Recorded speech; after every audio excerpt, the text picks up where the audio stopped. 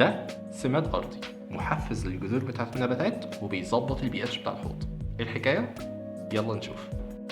ده بديل للأكتف سويل. سماد أرضي بيحفز نمو الجذور والنباتات، بيقلل البي اتش بتاع المية ل6 ويخلي المية بتاعتي صافية مناسبة للجمبري كريستال أو أي حاجة عايزة بي اتش قليل زي الديسكس والأنجلوكا. بفرد منه طبقة بسيطة في قاع الحوض وبحط فوقيها الجرش أو الرمل بتاعي اللي هزرع فيه.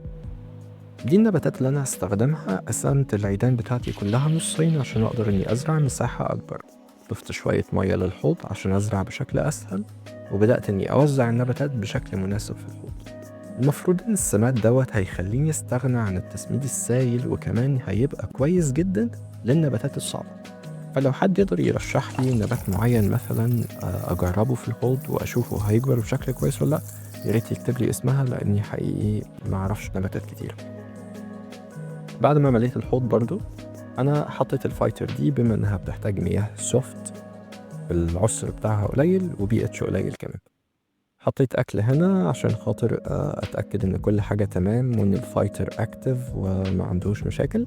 وما شاء الله الدنيا شكلها جميلة خالص. المفروض الفيديوز اللي جاية بقى هشوف تأثير السماد دوت على الزرع. فلو انت مهتم تشوفه يبقى لايك وفولو للبيج عشان تعرف معايا.